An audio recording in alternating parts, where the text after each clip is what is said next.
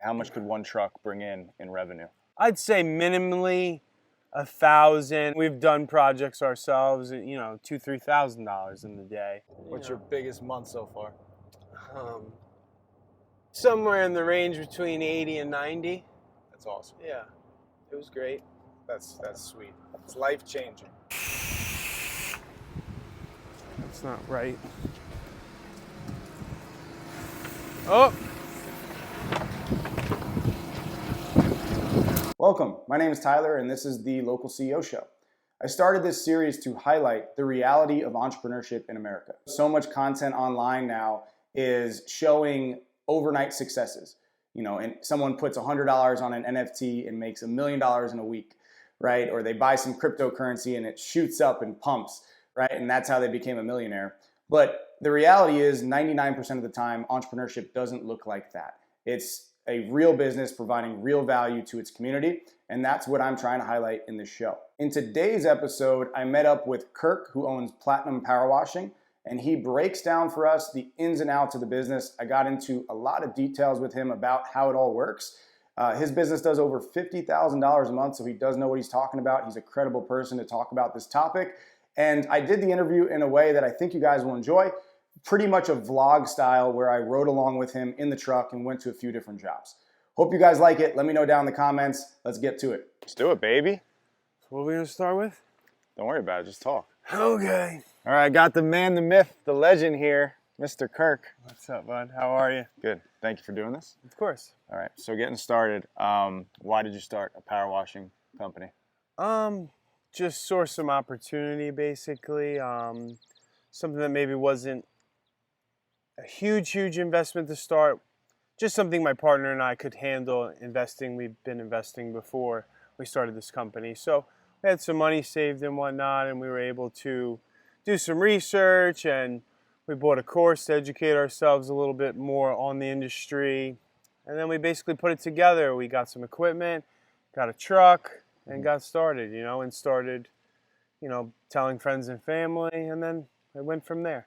Okay. So what do you need if you wanted to start a power washing business? Like, what are those few things? Well, I'd say first is you need a tough mindset.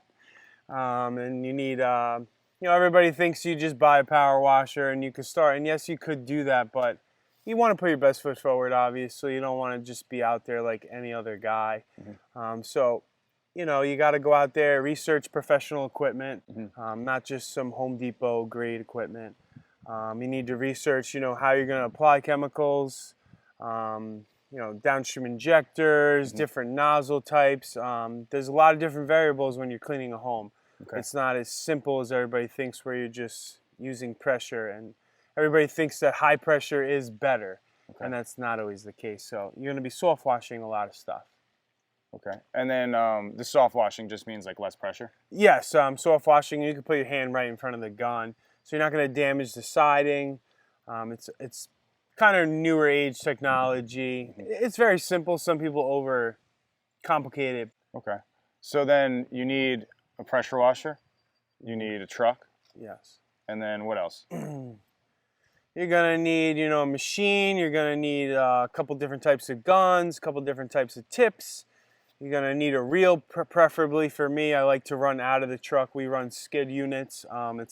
It's just more efficient. When I pull up, we hook up the water hose. What's a skid unit? What is that? So you could build a skid unit where basically you mount your machine to the truck, on the back of the truck. Is that what you have here? Like yes, sir. Yep. Cool. And then we have like a reel. So when we pull up, we hook up our water source, and then we pull out the hose and we're ready to go. So when you have a mobile unit, you have to pull the mobile unit off the back of the truck. Oh, okay. Then you have to hook up to the water. Okay. And then you have to drag everything around, So my efficiency is much faster than someone pulling it out, dragging it across over here, hooking it up, then pulling out their hose that isn't on a reel. They have to unwind it and whatnot. So it's, efficiency means a lot. Obviously, if you're a one-guy show and you go out there, you pull it off, and you do a job or two a day, you can make some decent money. But, we're here to build the company and employ people and grow, So when you guys first started, did you have this set up, or you kind of worked your way up to that?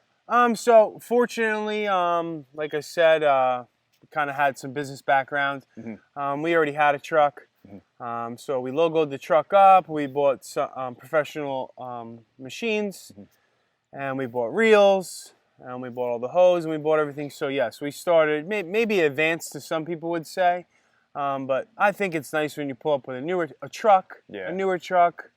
Doesn't mean it defines you, obviously, but I think it's super important. I think we get a lot of jobs because we pull up with newer trucks, new equipment. Got it. Looks professional. Yeah, we're professional. You Yeah. have gear, you have shirts, you have hats, you just come to play. Yeah. But if you're just getting started, you just start your business, how much money do you think you could do this if you wanted to do it like minimum? In my eyes, and I would say my partner's eyes, I'd say $5,000, like in just like equipment and if you already have a truck. If you already have a truck. Yeah, I mean, you could have an SUV with a trailer. Yeah. You could go many different routes. I mean, you can have a car with a mobile unit. You could do it, obviously, but you're going to attract different clientele, obviously. And I'm not saying you can't do a great job. Yeah. And you not that you're going to not care or put out a good product, but we wanted to scale, we wanted to grow, like a guy like that, maybe he can do 1 or 2 houses. I mean, between me and my team, we can do 10 to 12 projects a day. Yeah. And that's between 3 to 4 trucks. Yeah. But that, we grew to that, obviously. We started with 1 truck for a short amount of time, and then we grew quickly to a 2nd truck in the first season. Cool. And then carried on forward. So like $5,000 for all the base equipment. Yeah. And then you need the truck. So the Yes. truck's the biggest expense, but you Yes. could finance that or lease that and just get going, Of right? And course. just make money your 1st month. Exactly. That's really cool. All right, so you're kind enough to bring me on the job with you today. Of course. So when you get to a job, what does the process look like? What's the first thing you got to do? So you're gonna pull up. You're gonna go up to the customer's door. You're gonna greet them. You're gonna answer any of their questions. You're gonna put them at ease. Any concerns they have, explain to them kind of a little bit of the process. You're going to get set up, you're going to hook up your water, you're going to pull out your reel, get your line set up, you're going to hook up your injector, you're going to get your surfactant and your SH mix going. That also depends on what type of siding you're cleaning because there's many different variations. Yeah. And then you're going to get started, yeah. Cool. And then so you have this 1 truck here. Do you do like 1 person per truck usually, or you have 2 guys in a truck? Does it depend? So when we first started, we used to have 2 machines on 1 truck. So we'd pull up and maybe 1 guy would go, to the back of the house and he would clean the back of the house and the right side of the house, and the other guy would clean the left side of the house and the front of the house. Now that is very efficient, and we did houses very fast. Yeah. And it also works very well when you're cleaning patios and decks and things like that. One can clean the house and the other one can clean a deck or, different things. So it speeds up the process. But we learned as time went on, we'd prefer 1 guy per truck. Obviously, my partner and I and the guys that work with us, we're efficient, we're quick, we're neat, we put out a good product. So we like to send 1 guy out. When we have a bigger job, we'll just send 2 trucks there. Got it. Or 2 trucks will go there, and then when we're basically pretty ahead, then the 1 truck will leave and go to another job. Cool. But 1 experienced guy can handle his own truck on his own and do it. 100%. I believe a guy that goes out into the field should know how to do everything.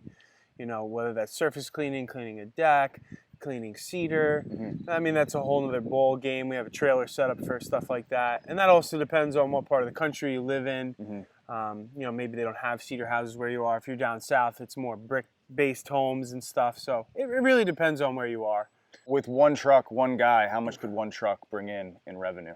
Obviously, depending on the experience of the guy, I'd say minimally 1,000, and then if you're more experienced, you can do 2,000. I mean, my partner and I could do more than that ourselves. If you're just going fast and moving through jobs. It also just depends on the project itself, you know. Yeah. I mean, we've done projects ourselves, $2,000-$3,000 in the day. With 1 truck. Yeah, and then we've done projects where it's 2 trucks and you can do more. It just depends. I mean, you're gonna have better days and then you're gonna have other days. But it all comes together to be a growing business. And as long as you're out there and you're busy, and that's all that matters. Cool.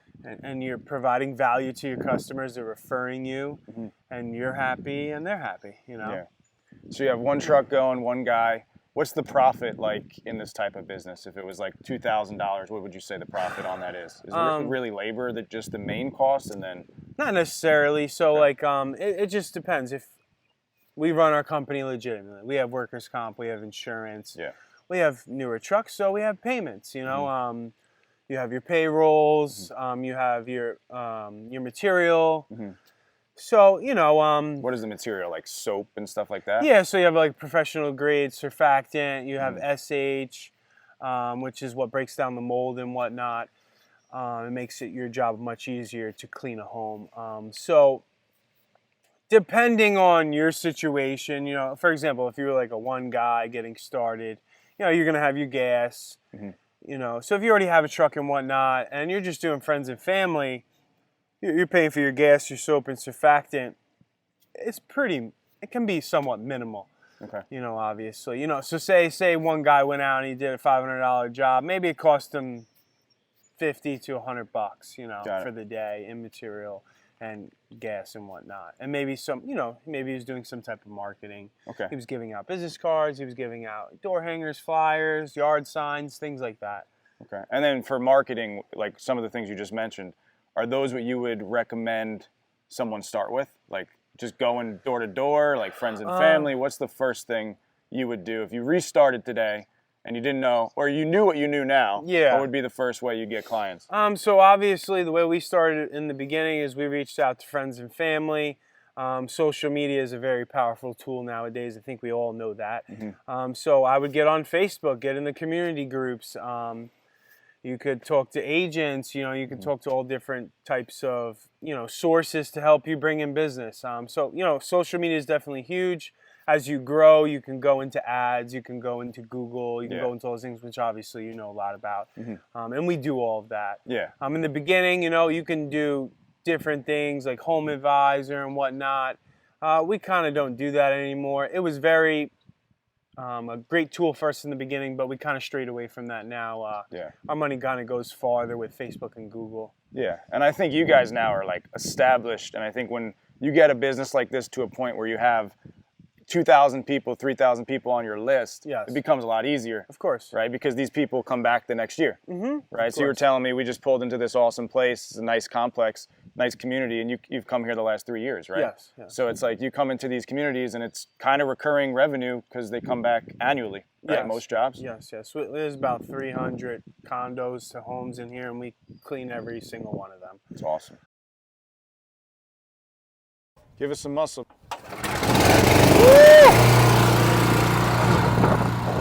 Watching the master at work. Oh yeah. What's the trick? A little flick of the wrist. It's all on the wrist? Yeah.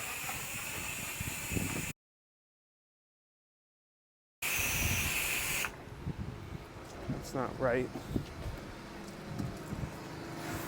Oh!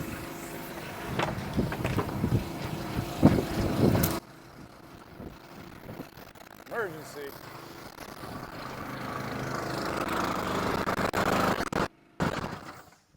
And that's how you blow an injector. But I think I got it. All right, so we just finished up 3 jobs. Kirk is now giving a few estimates. So we stopped at a house here, and he's outside looking at the house and then going to tell the client how much the house will cost them to get washed. I think a lot of his job does consist of giving these estimates. He did hook me up with the jersey. So now I got the uniform on, Platinum Power Washing. Got to represent. How'd that estimate go? Went great. Got the job. What percentage of your work is estimates? 20%.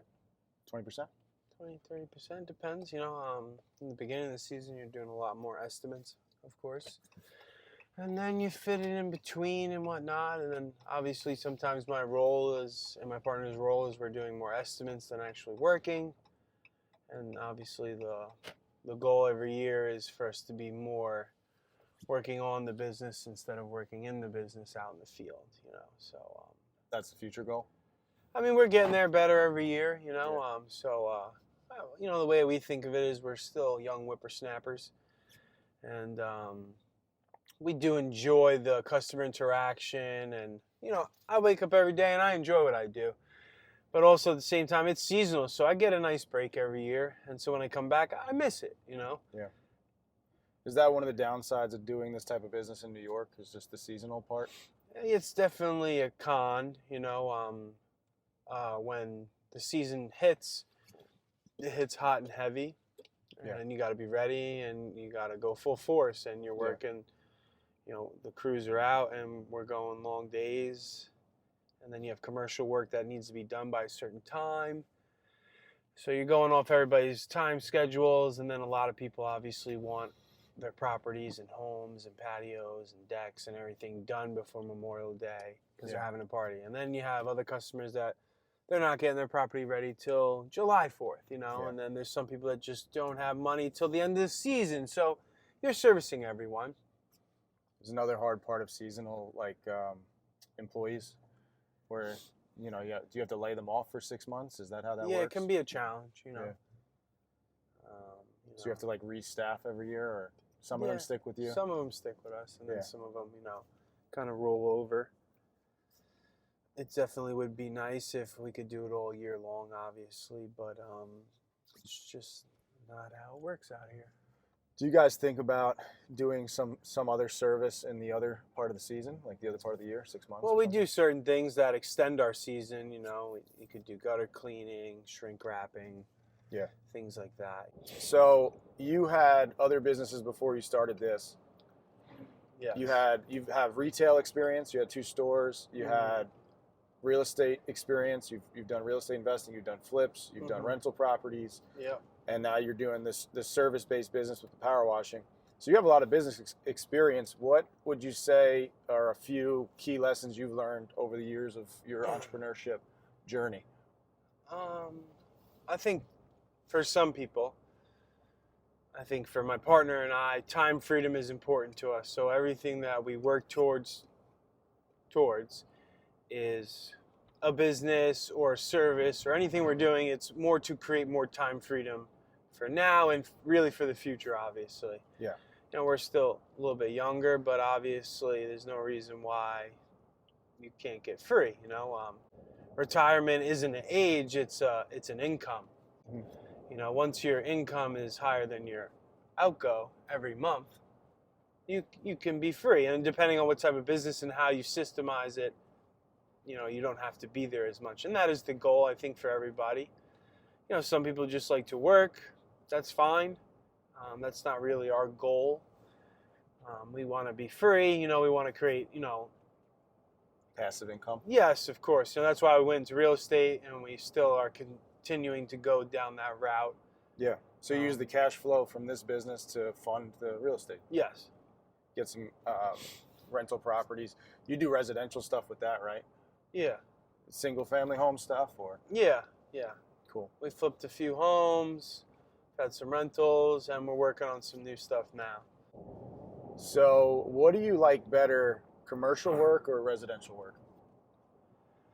They're both key factors of growing a power washing company, I personally think. I mean, I have friends in the industry where they only clean cedar homes. Just a niche, that's their niche. Yeah, their niche, they're very good at it. Those jobs have a higher liability, you know. You're dealing with higher end homes, and you're dealing with plants that you can kill with solutions and whatnot, and you're climbing up and down some crazy houses that are very large, and it's dangerous. So we do some of those. We do definitely dabble with, we do a bunch of them, shall I say, but they do many of them a week. I mean, they do some that are $50,000, like Cedar just jobs. one project. But that's still residential, right? The cedar stuff? Yeah, it's residential. Just big Hamptons houses. Yes, exactly. Like that. But then, so for commercial is great because you get a contract, you get in with a community, or, you know, you're cleaning, say, a 7-Eleven or something. It's something you know you're going to have. You can count on it. Big checks. Yeah, checks are great. What's the biggest job you've had, money-wise? You don't have to tell me what the job was, but biggest check. For the season or for like one check? One check. In the 40s range. From a commercial job? Yeah. That's awesome. Yeah. That's crazy. What's your biggest month so far? I'd say somewhere in the range between 80 and 90. That's awesome. Yeah, it was great. That's sweet. It's life-changing. Life-changing money, people. It's a lot of work, obviously. There's a lot that goes into that. It can get hectic, you know. And some people, you know, when they maybe want to start out in their own business, they don't really realize you might have some of the trade skills in the field, but actually operating a business is totally different. You know, you got to be a people's person. You know, you got to know how to speak to people. You need to know how to close, you know, and I really just say you need to be genuine. You need to be likable. How can you learn those skills? Are they learned or? You know, some people are a little more naturally good at it. I think I was kind of born more of a people person, but I definitely did work on them through self-growth, seminars and books and just self-education. Anything you want to do. Look, you go to college, right? Go to college for 2 years, 4 years, 6 years, 8 years. You spend a lot of money to educate yourself. So why wouldn't you invest money into books or seminars or programs to educate yourself in something that you want to do? It's the same concept. Yeah. You know, some people think they're done with college, they're done growing. No, you need to continue to keep growing. Yeah. In all aspects of your life. I'm a firm believer in that. And we can all be better at it at times, you know. But if you just continue to grow every day, you know, get better at something, just be self-aware. Yeah, I feel like in the beginning of the journey, it's about learning the specific skills for the business you're in. So like you mentioned earlier that it's about, you know, you took like a power washing course, you learned what chemicals to use and all that stuff. But then as you go through the business journey, I think it becomes more about like personal growth. And I think your business is a reflection of you. You know, you can only grow as big as you grow personally. I think that's what's so cool about running a business and running your own thing. I would 100% agree with you, Tyler. I see in business and in life, a lot of people want to know everything, but you're never going to know it all and figure it all out. You need to start. You need to take action. You know, you're not going to know it all. I mean, I used to say to you, you know, you make a mess and you clean it up. About to say that. Yeah. I was literally about to say that. So, you know, I think that my partner and I, we're risk takers, and in anything in life, if you want great reward, you have to take great risk. Yeah. And the bigger risk you take, the bigger reward you'll have. Yeah. But you need to also make conscious, educated decisions on the risk that you're taking. Yeah. Because you need to think about the best case, worst case, and all in between. You know, so if you can live with the best case, great. If you can live with the worst case, great. But if you can't handle making that financial investment or whatnot, and it's going to cripple you, then I would suggest not to, and get yourself in a position, get a job or something, save up money until you're ready to make that investment.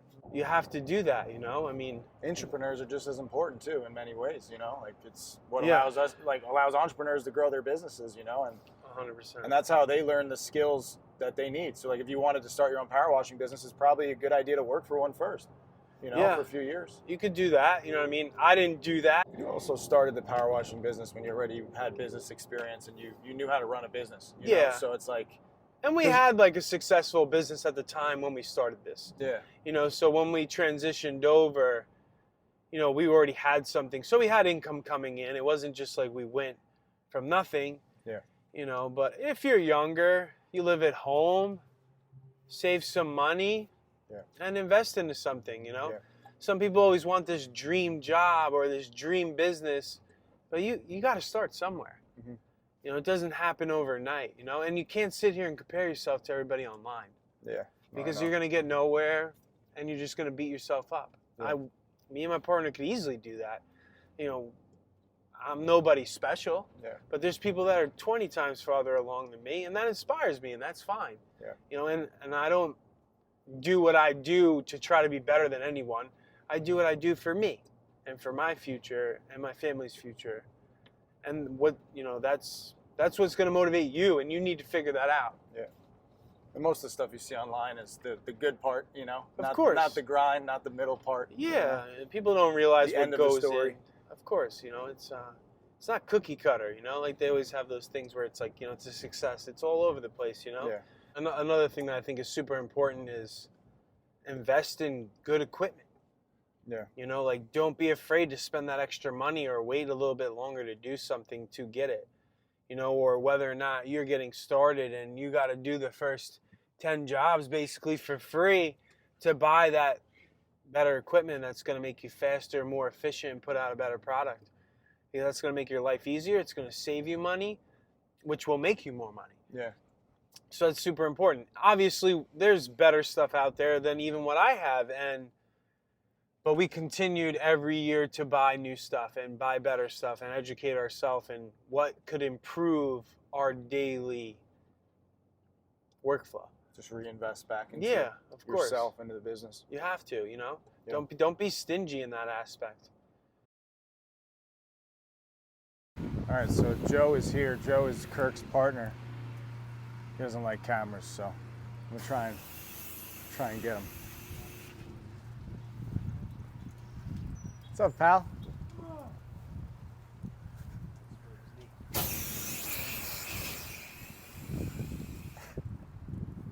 What's up, buddy? Howdy. Explain what Kirk's doing.